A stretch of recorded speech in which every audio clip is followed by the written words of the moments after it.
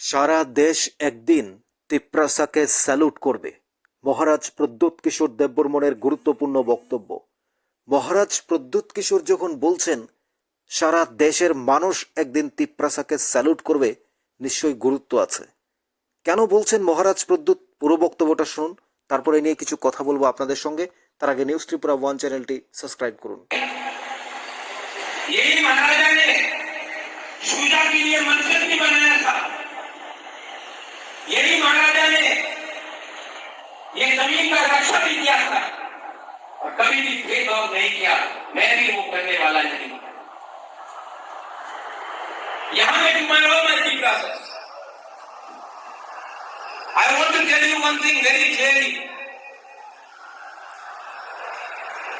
जो लोग मुझे बोलते हैं Pradyot has become quiet. I have not become quiet. I have become more resolute. People say, बुबाकरा वो क्यों नहीं चैलेंज कर रहा है? I am challenging it. I am challenging everyone who challenges Tiprasa, but I am doing it with my brains.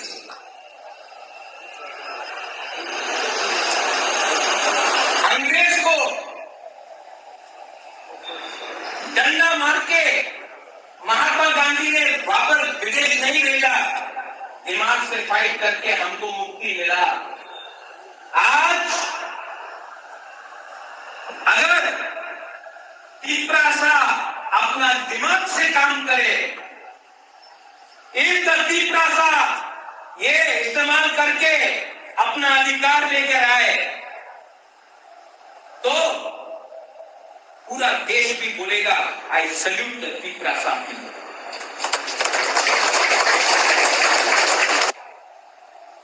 तो पूरा देश भी बोलेगा आई सल्यूट द तिप्रासा। इसका ये तिप्रासा अपना दिमाग से काम करे, एक तिप्रासा ये इस्तेमाल करके अपना अधिकार लेकर आए, तो पूरा देश भी बोलेगा आई सल्यूट द तिप्रासा। इसका ये मतलब नहीं है कि हम लोग चुप बैठेंगे। इसका ये मतलब नहीं है कि हम लोग आंदोलन नहीं करेंगे। राइट टाइम में राइट डिसीजन लिया जाएगा, राइट टाइम में। लेकिन अगर आपको फैक्टर बनना है, if you have to be a factor, अगर आपको फैक्टर बनना है, अगर आपको अपने बच्चे के बारे में परवाह करना है, तो सबसे पहले हमसा रखो। आज মহারাজ প্রদ্যোতের বিশেষ বক্তব্য শুনলেন। অধিকার একদিন আদায় করবই এবং সারা দেশের মানুষ, পুরা দেশ একদিন তিপ্রাসাকে স্যালুট করবে।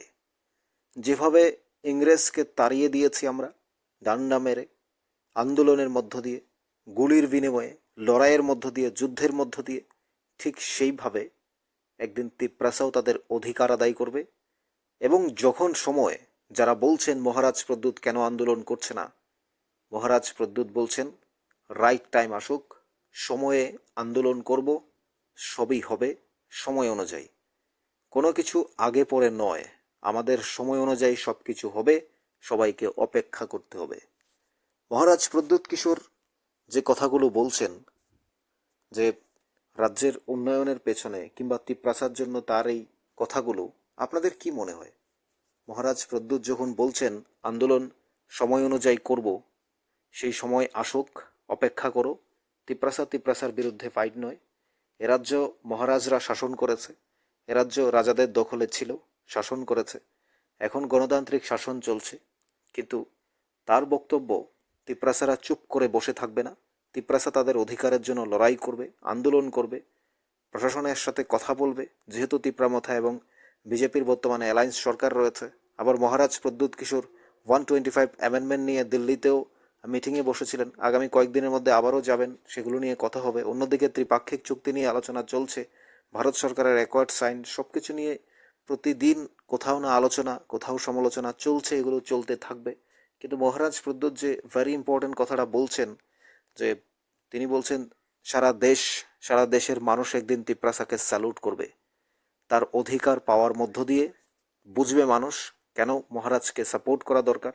তিপ্রাসাদের বলছেন সাপোর্ট করতে হবে, পাশে থাকতে হবে। তিনি সমস্ত বিষয়গুলো বুঝিয়ে দিয়েছেন কয়েকটা লাইনে। বলছেন আমরা আমাদের অধিকার আদায় করব, যেভাবে হোক সেটা আমাদের অধিকার আদায় করতে হবে।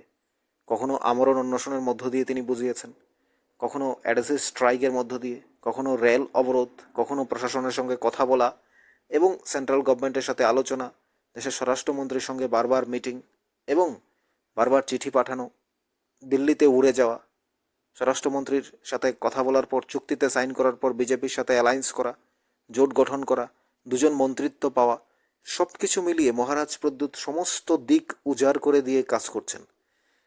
কখনো তিপ্রাসার মন জয় করতে পারবেন, কখনো পারবেন না। পৃথিবীর প্রতিটা মানুষই, জনদরদী নেতা হোক কিংবা না হোক, প্রতিটা মানুষ কখনো প্রত্যেকের হৃদয় জয় করতে পারে না।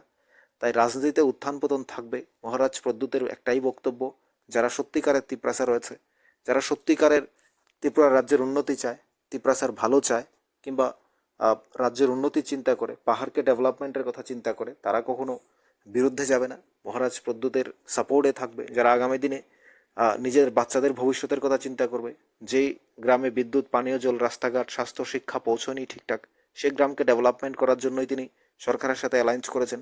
কিন্তু সরকার যদি না করে, সেগুলো সঠিকভাবে পৌঁছে না দেয়, ত্রিপাক্ষিক চুক্তির সমাধান যদি ঠিকঠাক না হয়, তাহলে মহারাজ প্রদ্যোৎ ঘরে বসে থাকবেন না। তিনি তার আন্দোলনের মধ্য দিয়ে বুঝিয়ে দেবেন, স্ট্রাইকের মধ্য দিয়ে, এবং তিনি বিগত দিনে যা করেছেন তার এই আন্দোলন সেটা আবারও হবে সময় অনুযায়ী। তিনি বলছেন, এটা আমাদের কথা নয়, আপনারা শুনলেন মহারাজ প্রদ্যোৎ কি বলছেন।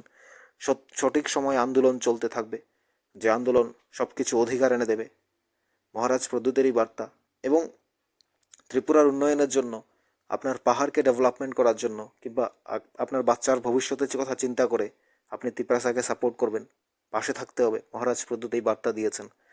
আবার তিনি এই কথাও বলছেন, যখন অধিকার পাবো তখনই সারা দেশের মানুষ বুঝবে তিপ্রামথা কেন গ্রেটার ত্রিপুরাল্যান্ডের কথা বলছে, কেন অধিকারের কথা বলছে, কেন সারা দেশের মানুষ তিপ্রাসাকে সাপোর্ট করবে, কেন বলবে সারা দেশ তিপ্রাসাকে স্যালুট করবে। সেই বক্তব্য তিনি পুরোপুরি বুঝিয়ে দিয়েছেন স্পষ্টভাবে।